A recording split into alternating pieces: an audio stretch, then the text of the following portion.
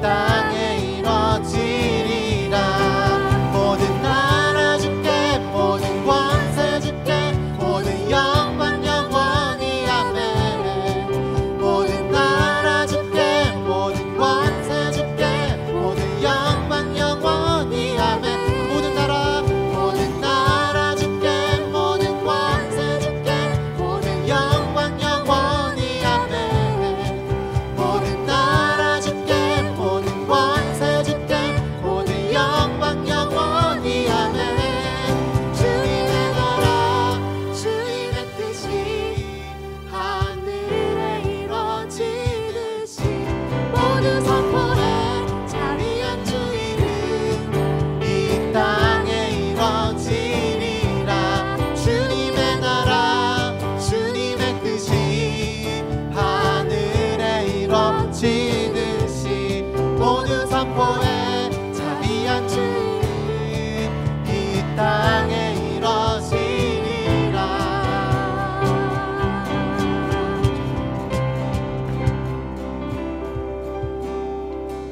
주 임재하시는 곳에 우리 함께 찬양하리. 일어나 기쁨으로 소리 높여 찬양해. 주 임재하시는 곳에 우리 함께 찬양하리.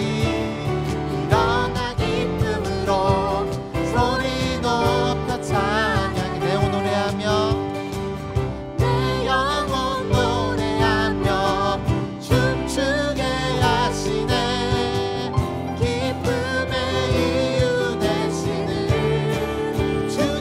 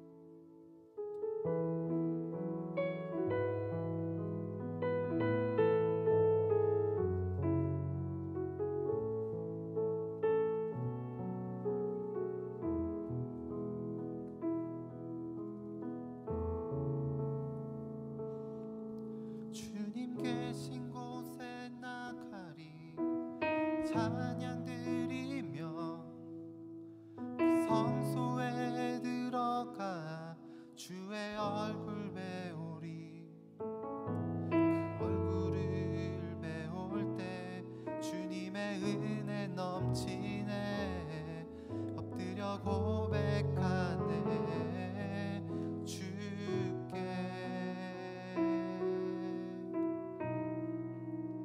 주의 위엄 이곳에 가득해. 전능하신 하나님 아바 아버지 찬양받기 합당한 귀하신 주님.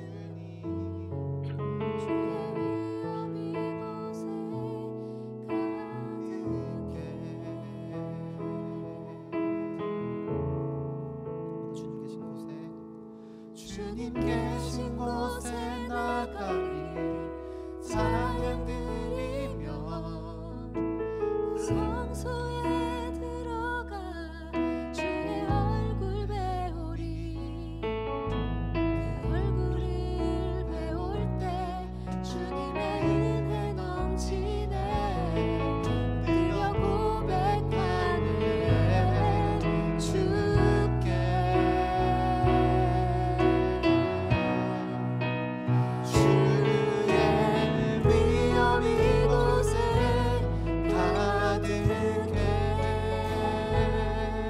전능하신 하나님 아바 아버지 찬양받기 합당한 귀하신 주님.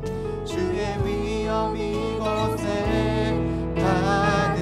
한 번 더 주의 위엄. 주의 위엄 이곳에 가득해.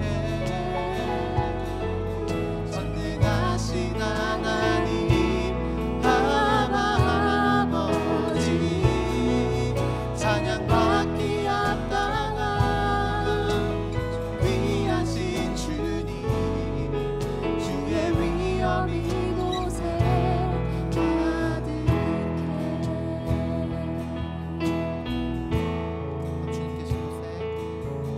주님 계신 곳에 나가리 찬양 드리며 성소에 들어가 주의 얼굴 배우리.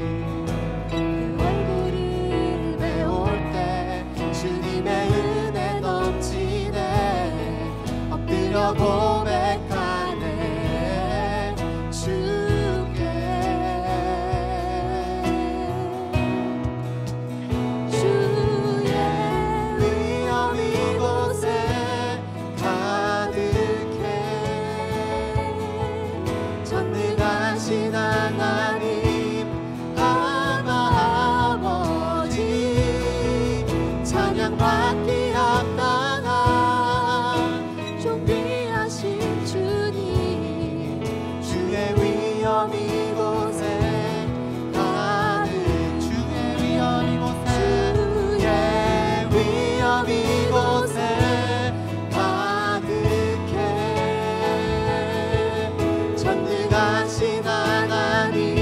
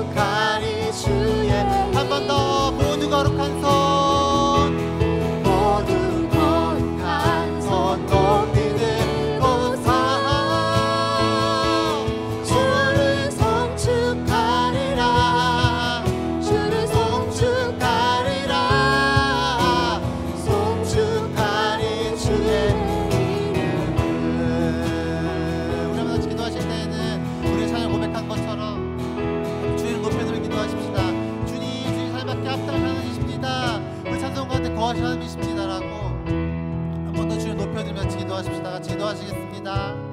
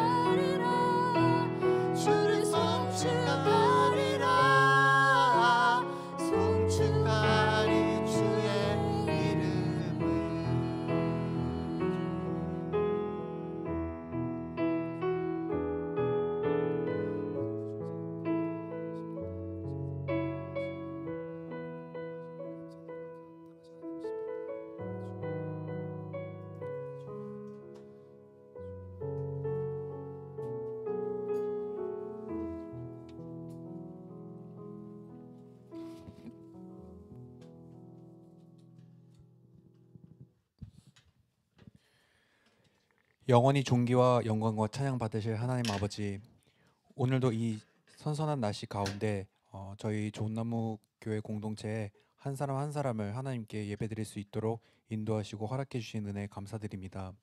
계절이 급격하게 바뀌는 가운데 저희들의 몸과 마음에서 느끼는 변화 가운데서도 하나님께서 건강하게 지켜주시고 늘 전능하신 창조주를 기억하며 경유하기를 간절히 원합니다.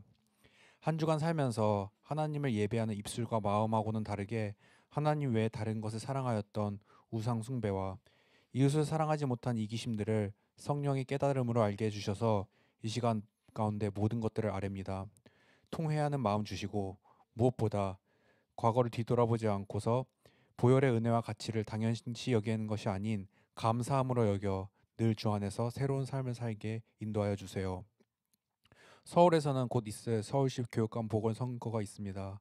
점점 갈수록 사랑과 공의, 참된 가치관이 희미해져가는 이 땅에서 자라나는 다음 세대들에게 가르치고 남겨야 할 지적, 영적 유산들이 더 이상 더럽혀지지 않도록 하나님의 의로운 교육 파수꾼이 세워지게 도와주세요. 투표하는 서울 시민 모두가 남의 일이 아닌 자신의 나라, 다음 세대, 더 나아가 결국 자신에게 돌아올 일로 여기며 신중함과 냉철함을 기할 수 있게 인도해 주세요. 하나님, 저희는 매주 이렇게 공개적인 자리에 자유롭게 모여 예배드릴 수 있는 특권 중의 특권을 누리고 있습니다. 하지만 동시에 어딘가에서는 하나님께 예배하고 싶어도 일상의 분주함이나 주변 사람들, 사회나 국가의 압박 등으로 인하여 마음 놓고 예배드리기 어려운 사람들도 많이 있고, 또 예배의 감격을 잃어버린 채 허망한 것을 좇으며 살아가는 사람들도 많이 있음을 압니다. 부디 이 모든 사람들에게 계속해서 하나님께 돌아오고 예배드릴 수 있는 큰 은혜의 기회를 베풀어 주시고, 또 먼저는 저희 한 사람 한 사람이 그러한 기회들을 선물할 수 있는 전도자가 될 수 있게 도와주세요. 먼 나라 시국에서 사역하시는 김성규 정시면 선교사님, 태국에서 사역하시는 김대희 양유진 선교사님, 계속해서 성남에서 제자들을 양육하는 도시사역의 김영환 목사님, 양지영 사모님과 모든 가정에도 필요한 모든 것 위에 은혜를 더하여 주시고, 잃어버린 영혼들이 주님께 돌아오는 큰 기쁨을 누릴 수 있게 인도해 주세요. 오늘 시간 우성환 목사님을 통해 전하시는 호세아서 말씀을 통하여 북이스라엘, 남유다, 에브라임을 향한 경고와 통첩이 지금은 살아가는 저희들의 마음에도 울려 퍼질 수 있기를, 그리고 시간 이후에 좋은 씨앗 아이들에게도 말씀을 향한 순종과 사모함이 심겨지기를 간절히 소망합니다. 모든 말씀 감사드리며 예수님의 이름으로 기도드립니다. 아멘.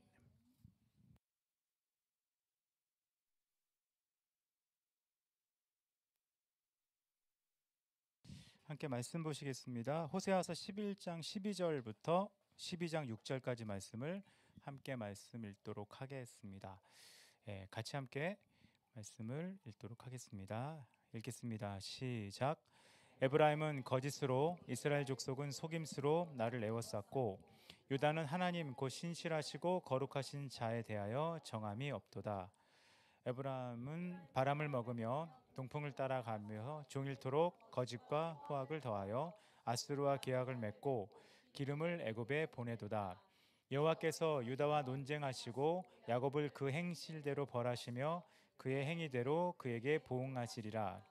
야곱은 모태에서 그의 형의 발뒤꿈치를 잡았고 또 힘으로는 하나님과 겨루되 천사와 겨루어 이기고 울며 그에게 간구하였으며, 하나님은 베델에서 그를 만나셨고 거기에서 우리에게 말씀하셨나니 여호와는 만군의 하나님이시라. 여호와는 그를 기억하게 하는 이름이니라.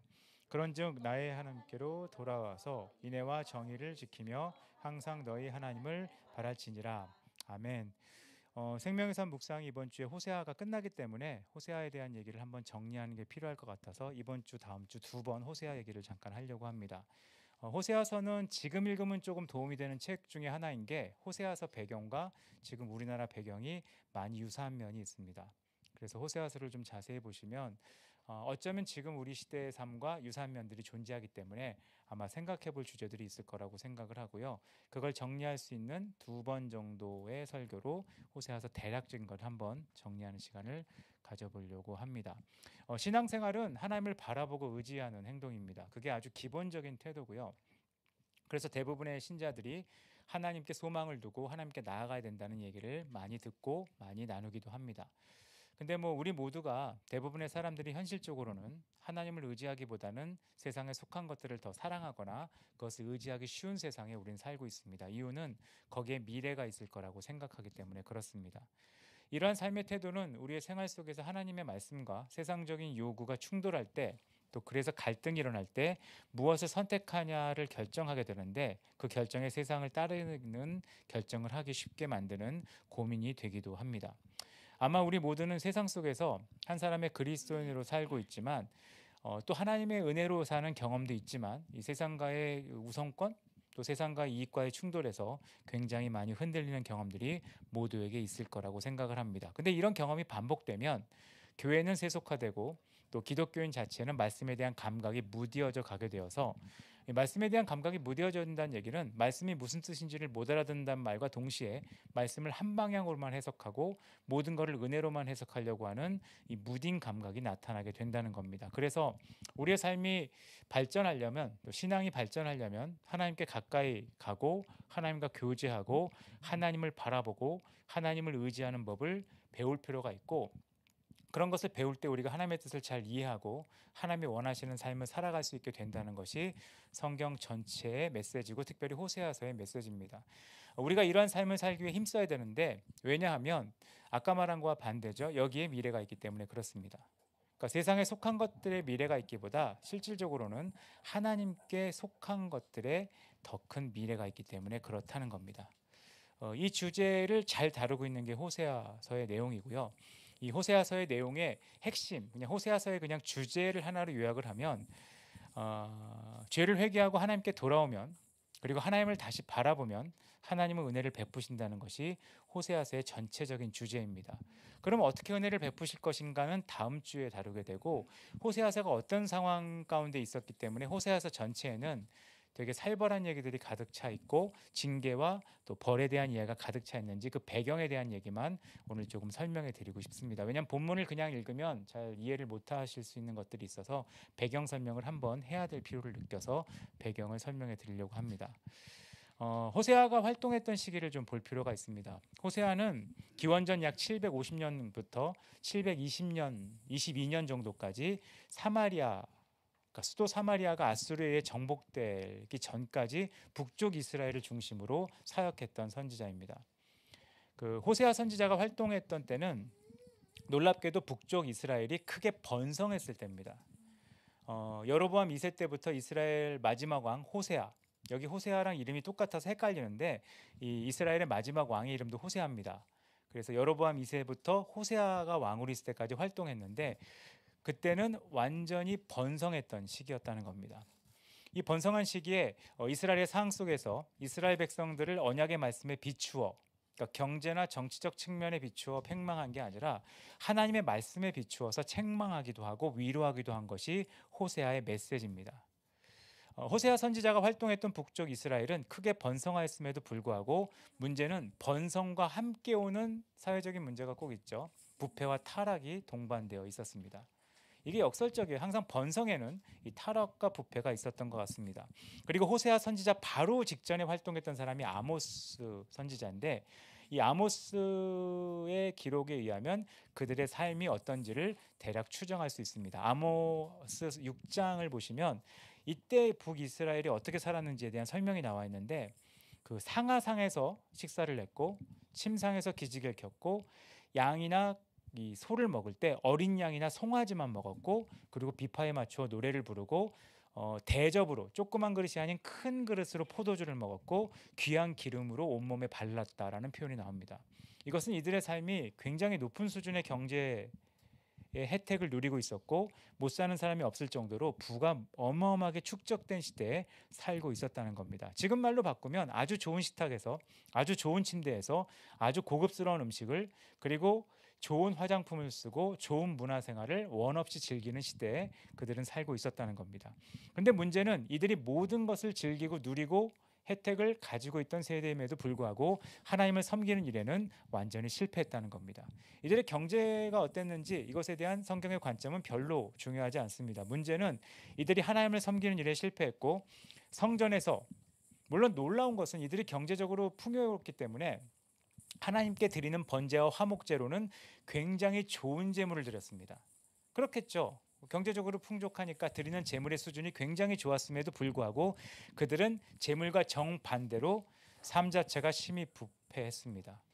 그래서 그들의 예배라고 하는 의식과 실제 살아가는 행위가 일치하지 못했기 때문에 아모스는 결국은 아모스서의 주제 같은 게 공법을 물같이 정의를 하수처럼 흘려야 된다는 이 신앙과 삶의 괴리감에 대한 경고로 아모스가 마무리되고 있는 것을 아마 읽은 분들은 아실 겁니다.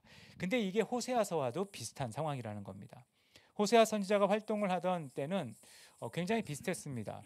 근데 문제는 아모스 때보다 상황이 좀 안 좋은 것이 하나 있었는데 주변 나라들의 그 정세가 좀 흔들렸습니다. 그래서 이스라엘은 주변의 여러 나라들에 의해 침략을 받으면서 급속하게 약해져 가는 상황에 있었습니다. 그러니까 굉장히 호황을 누리다가 기울어져 가는 상황에 있었다는 겁니다. 이유가 주변 나라들의 여러 가지 압박이나 침략에 의해서. 어쩌면 지금 우리나라와 비슷하지 않습니까? 경제가 굉장히 활발하게 발전되고 폭발적으로 잘 되고 잘 나가다가 주변 나라들의 정세에 의해서 이전과 같지 않게 뭔가 급속도로 약해져 가는 경제가 좀 어려워져 가고 있는 상황들을 겪고 있는 그런 배경이 지금 우리나라의 상황과 굉장히 유사한 것처럼 보이는 상황이었다는 겁니다. 이때 호세아는 이런 시대를 같이 겪으면서 말씀을 전파합니다.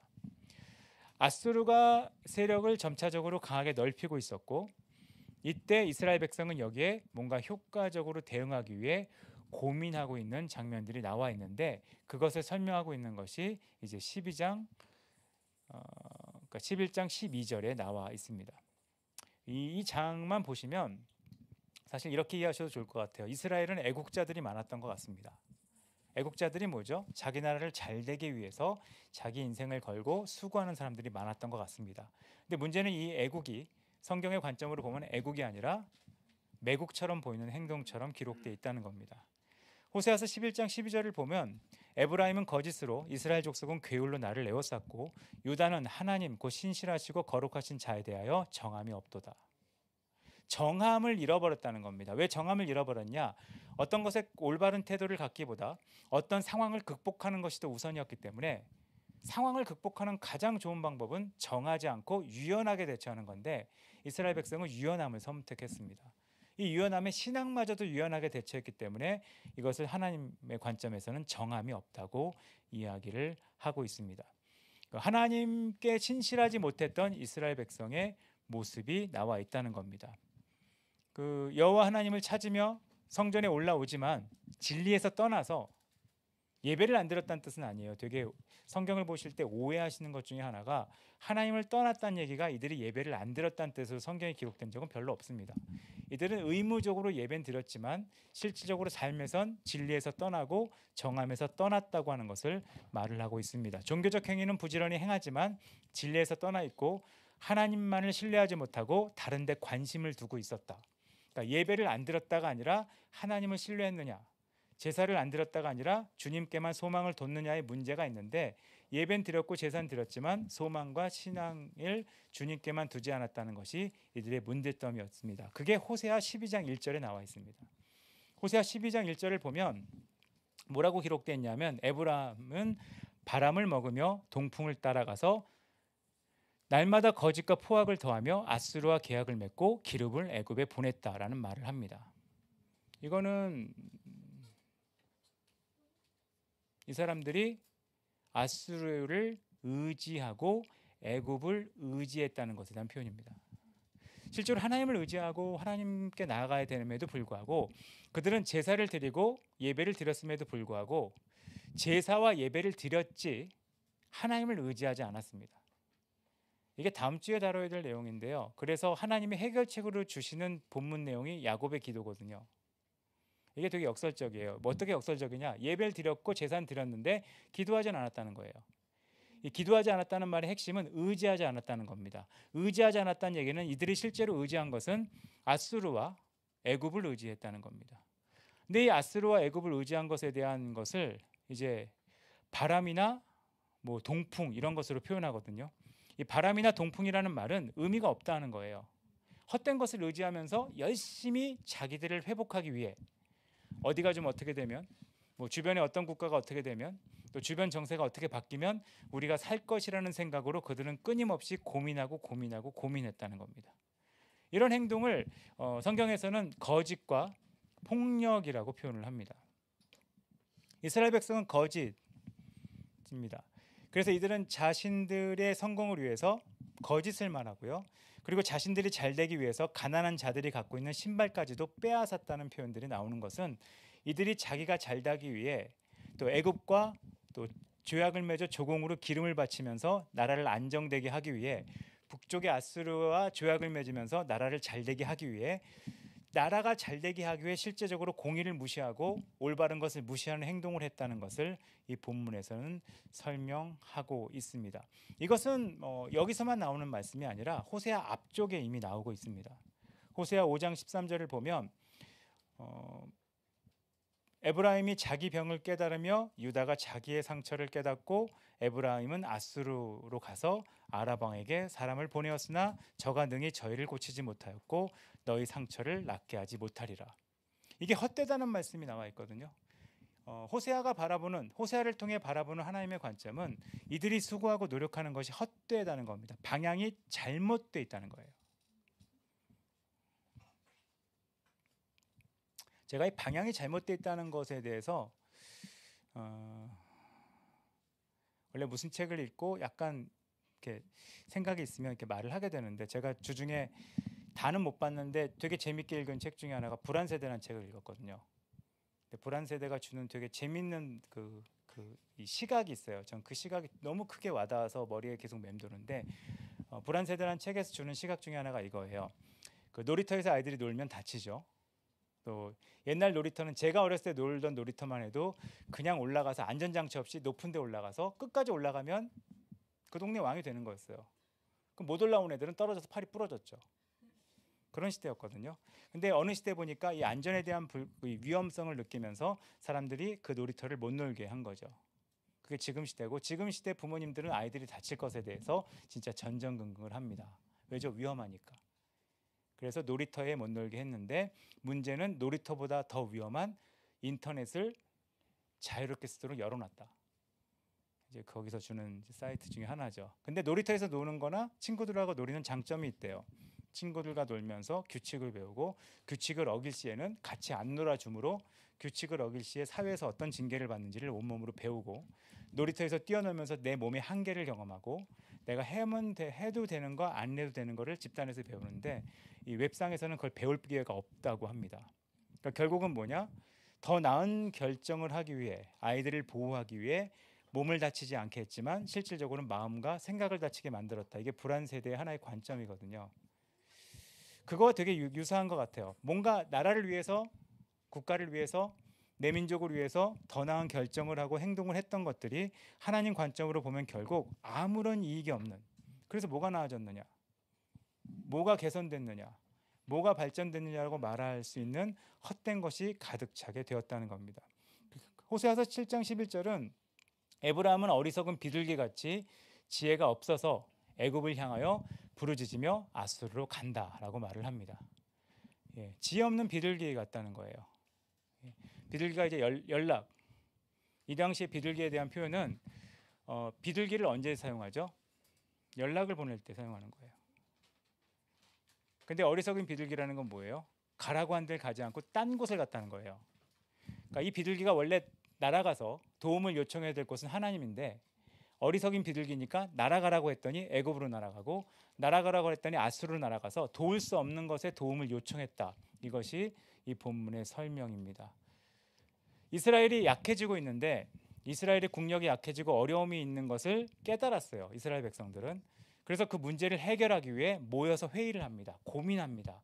온몸의 모든 지혜를 짜내서 결정합니다. 근데 그 결정이 애굽에 조공을 보내고 아수르에 조공을 보내는 거로 결정을 했는데 이게 그냥 세상 관점으로 보면 지혜로운 행동이었지만 하나님 관점으로 보면 바람을 먹는 거와 동풍을 따라가는 거와 똑같은 행동이었다고 오늘 본문에선 말씀하고 있다는 겁니다.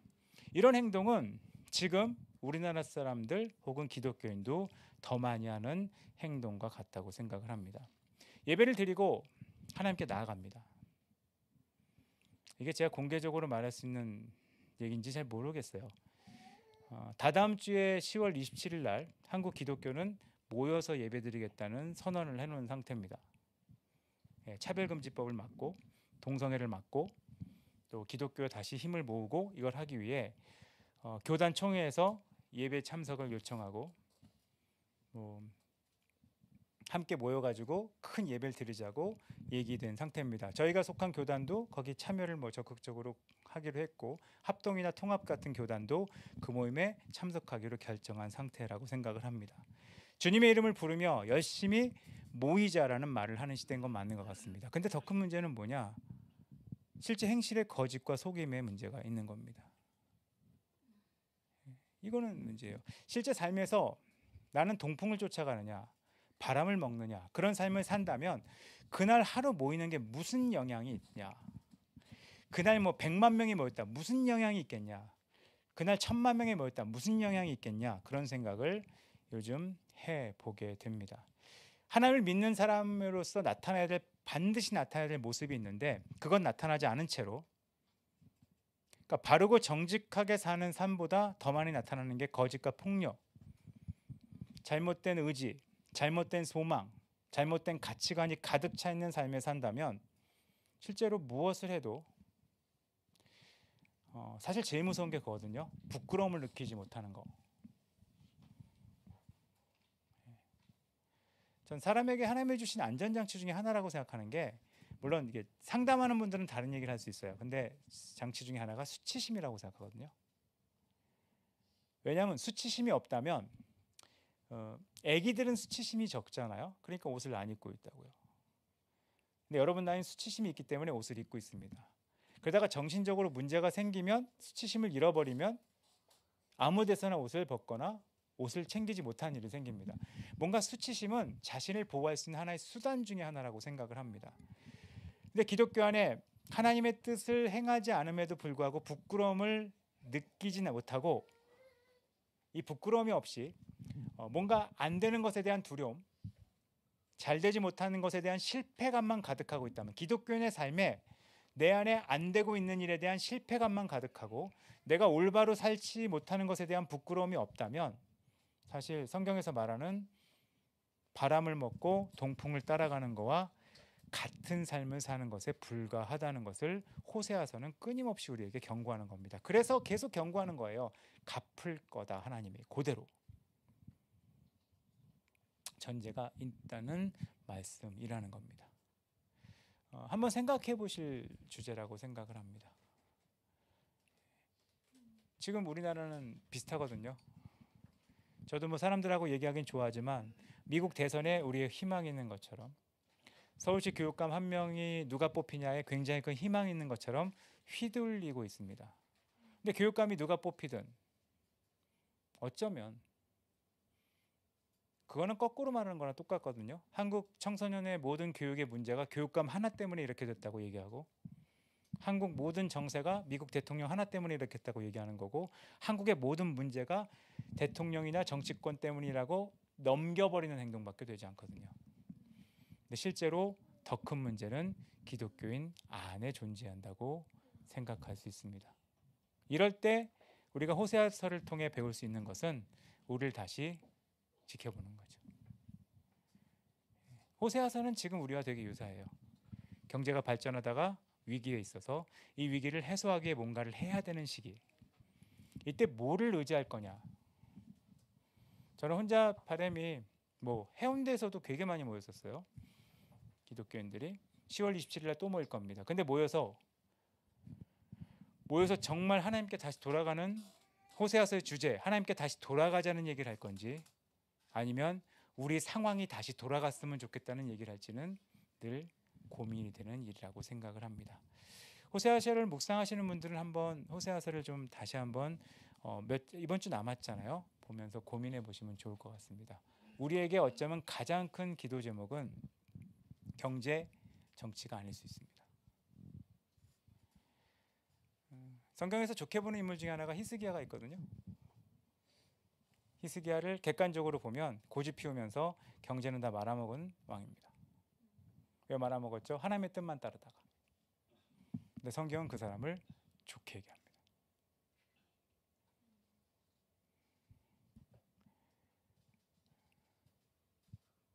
어떤 관점으로 볼 것이냐? 어떤 관점으로 볼 것이냐? 그거를 호세아서는 우리 가운데 말씀하고 있는데, 좀 더 확대하면 그랑 비슷하죠. 그 일제강점기를 어떻게 해석하느냐? 우리가 나라를 뺏긴 거로 해석할 거냐? 일본 덕에 우리나라가 여기까지 왔다고 해석할 거냐? 그랑 똑같은 거 아니겠어요? 우리에게 있는 모든 경제나 상황들을 하나님 앞에 간구하는 시간보다 어쩌면 호세아서는 우리 가운데 요청하는 게 돌아와야 된다. 가장 중요한 미래는 돌아오는 거라고 말씀하고 있다는 걸 기억하고 이번 주에 묵상하시는 분들은 호세아서를 마무리하시면 좋을 것 같습니다. 다음 주에는 이 호세아서에서 말하고 있는 그 소망, 이스라엘 백성의 소망이 무엇인가, 그거를 나누는 것으로 다음 주에 설교하고 호세아서를 정리하려고 합니다. 같이 좀 기도할까요? 이 시간에 인정하는 기도만 한번 하면 좋을 것 같아요. 우리의 소망은 하나님이시죠. 하나님이십니다.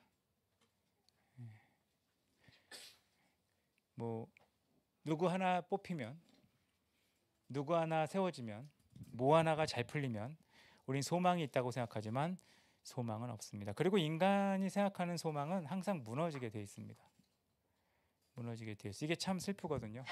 인간이 가장 지혜롭게 낸 솔루션 자체가 결국 인간의 삶을 더 낫게 하기보다는 더 어렵게 하는 것을 우린 더 많이 봤는데, 실제 소망이 하나님밖에 없다는 것을 호세아서는 우리 가운데 말씀하고 있죠. 이 시간에 짧게 한번 기도하면 좋을 것 같아요. 하나님, 우리가 이 땅 가운데 살아갈 동안 우리의 소망을 주님께 다시 두고 싶습니다. 그러고 싶지 않은 거예요. 내 인생이 어땠냐고 하나님이 물어봤을 때 저는 바람을 먹고 동풍을 따라가는, 정말 허망한 삶 아닙니까? 배부르게 먹었다. 기껏 먹은 게 바람을 먹은 거예요. 그리고 바람을 먹고 바람만 따라가서 무슨 일이 있겠습니까? 올바른 삶, 하나님이 원하시는 삶이 중요한데 내가 하나님께로 돌아가는 삶을, 매일매일 하나님께로 돌아가는 삶을 살 수 있도록 예배드리고 제사하는 형식 말고 실제로 하나님의 뜻대로 살아가는 삶을 살 수 있게 은혜 달라고 이 시간에 잠깐 기도하는 시간 갖도록 하겠습니다. 같이 기도하겠습니다.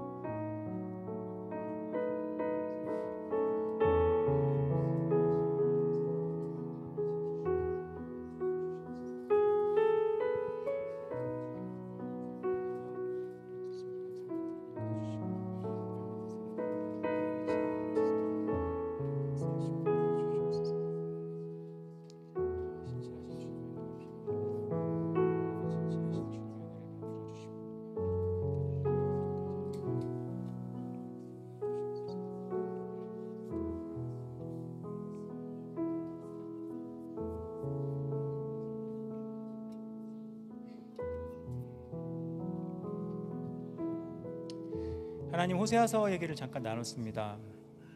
호세아서의 상황이 지금 우리 상황하고 굉장히 유사한 것 같습니다. 우리 주변에 아수르와 애굽 같은 미국, 일본, 중국 같은 나라들이 있고, 우리도 한때 굉장히 잘 살다가 경제적으로 어렵다고 말하는 그런 위기의 상황이 있고, 기독교 자체도 부흥을 경험하다가 예배는 드리고 또 많은 모임은 있지만 예배와 삶이 그렇게 일치되지 않는, 옛날 같지 않다, 그렇게 하나님의 뜻대로 살아가야 되는 것에 대해서 거절할 수 있는 수많은 이론들을 얘기하고 설득하는 그런 시대에 우리가 살고 있는 것을 보게 됩니다. 그때 하나님이 우리에게 주시는 메시지는 다시 돌아오라, 다시 하나님께 돌아오라고 말씀하고 있고, 우리의 하나님께 기도는 우리를 옛날처럼 다시 살게 해달라고 하는 기도로 충돌이 일어나는 그런 시대에 우리가 살고 있는 것을 정직하게 고백합니다. 하나님, 우리에게 선택할 수 있는 순간이 온다면 우리는 하나님께 돌아가는 걸 선택할 수 있는 믿음을 허락하여 주시옵소서. 그래서 세상 사람들과 똑같이 바람을 먹으며 동풍을 따라가는 어리석은 삶을 살기보다 하나님을 따라가는 삶이 무엇인지를 보여줄 수 있는 믿음이 우리 안에 있도록 역사하여 주시옵소서.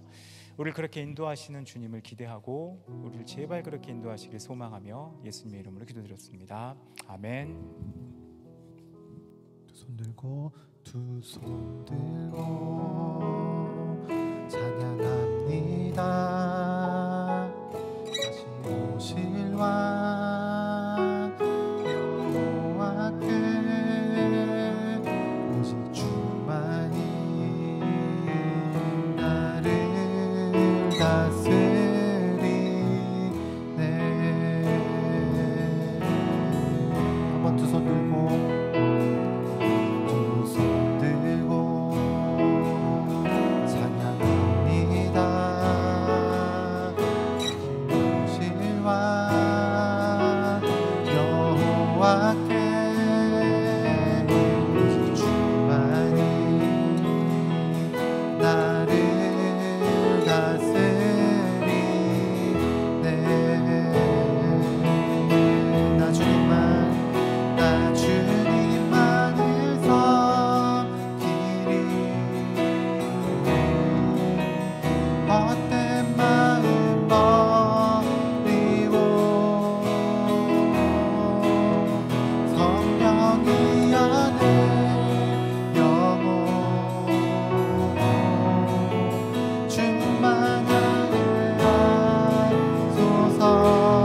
주님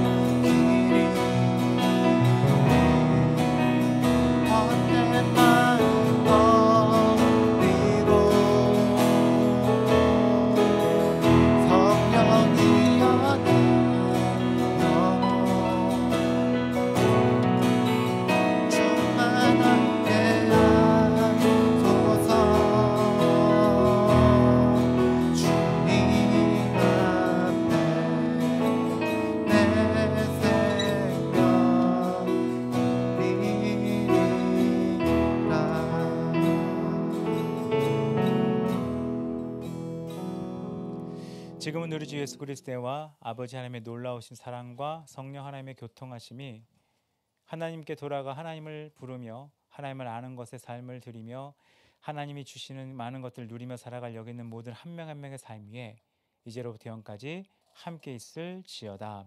아멘.